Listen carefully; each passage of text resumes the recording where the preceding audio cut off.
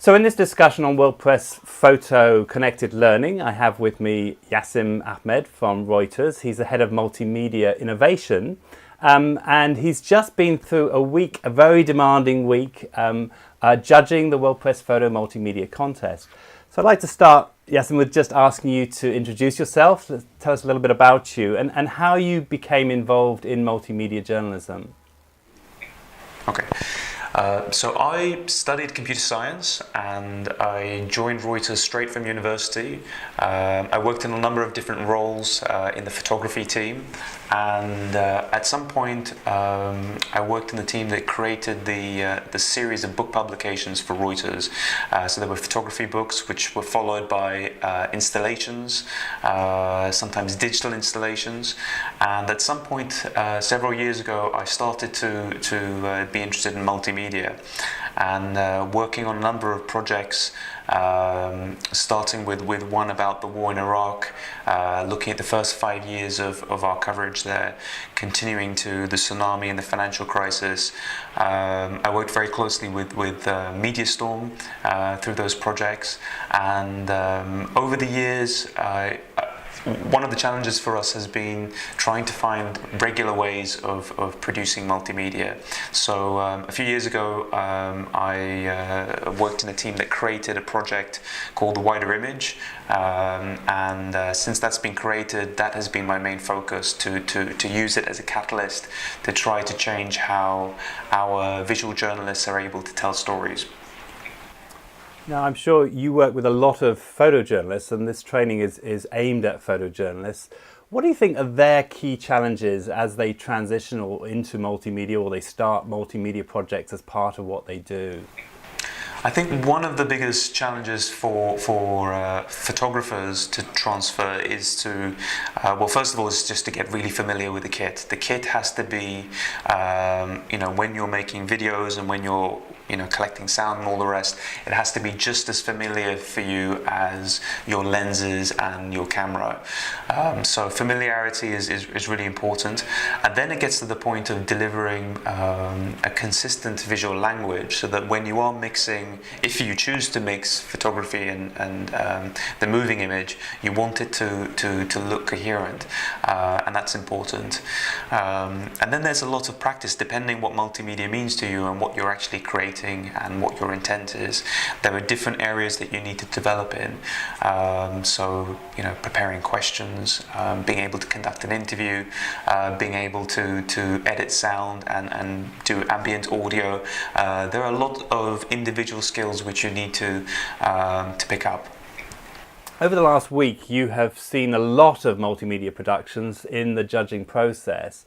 And I'm presuming, we're going to hear a lot over the coming week or so of all of the successes, the ones that have won. But I'm wondering about the sort of key mistakes, and what are you seeing repeated again and again that you think isn't quite working, particularly from photojournalists who are doing this maybe for the first time?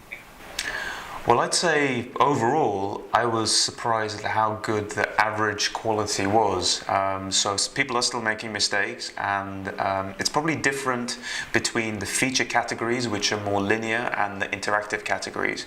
So for the feature categories, a lot of the time, the first mistake which people make is the lead. Just like any piece of journalism or any piece of information, it's really important that you have a strong opening, and that you're not only grabbing the attention of people, but explaining to them why it's important for them to give their time. So a lot of this work which we're producing is, of course, existing in digital media. People are very short of time. Capturing people's attention up front is extremely important. I think the narrative arc is something which not everyone has understood, about how you build a story and how you make sure that editing is really considered. So, for instance, we'd find pieces which were very good but very long, and at some point, perhaps Perhaps it's a question with working with other people to give you different perspectives. Perhaps it's a question of handing over your material to an editor so that you have a fresh look at what constructs, a good story. I think editing is often a big problem. For the interactive categories, user experience is really an issue. So you see, it's so frustrating when you see work which is so good, it's almost there, but the user experience breaks it. And the reality is that when you publish that story and you put it in front of real users, if as good as the story can be and as hard as you've worked on it, if you've not considered how the reader is going to interact with it, and if that's not working well, you're just going to lose them immediately. So I think attention to design, visual design and usability is one of the biggest mistakes we see in that category. One of the discussions that we've been having during the Connected Learning is about whether people should be thinking about working in teams or working by themselves. A lot of photojournalists who are now being asked to shoot video as well are effectively doing it in the same way that they worked as photojournalists, by themselves, and going and trying to put the whole thing together, shooting and editing. Now, you've just mentioned that that there are cases when people could obviously do with working with other people, but I'm just kind of wondering, from your experience from judging, whether you have seen sort of obvious examples where people have worked in teams and how that has benefited them, whereas maybe there were other examples where people have worked alone and that's had an advantage too. Well, you can actually really see that in the winners this year. There are examples in both directions, and I like that. I think it's good for there to be, stories which are produced by one person and stories which are produced by teams. I mean, where I come from at Reuters is very often about teamwork. There's a lot of evidence in the entries that we got that teamwork works, not least because you have more hands. More hands on deck means more can be produced, which means perspectives are bounced off each other, which hopefully leads to a better project. And I think that it's very hard to be very good at everything. I mean, there are some special people out there who are able to understand what it means to do all the different parts of multimedia. But through teamwork, you're able to when you're interacting with each other, you actually start to learn from each other as well. And I think that's incredibly important in the process. When a team is working well together, you see it in the results. Some of the winners that we have show exceptional execution when it comes to teamwork. And is there any examples where an individual, I mean, is there any times where you think an individual can get specific access or better access to a story in the way that the sort of tradition that photojournalists have worked for many years?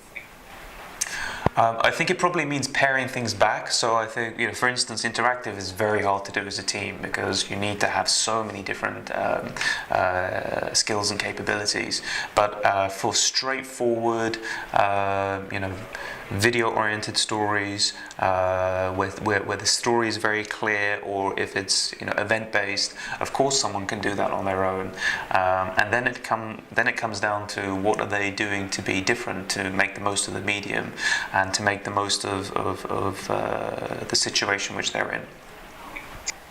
And right at the end of these interviews, we always ask for one tip. Now, having been through again this 1 week of intense multimedia viewing, is there one thing that you would recommend to a multimedia journalist just setting off maybe for the first time into this particular genre of storytelling? Is there one thing that you would recommend to them?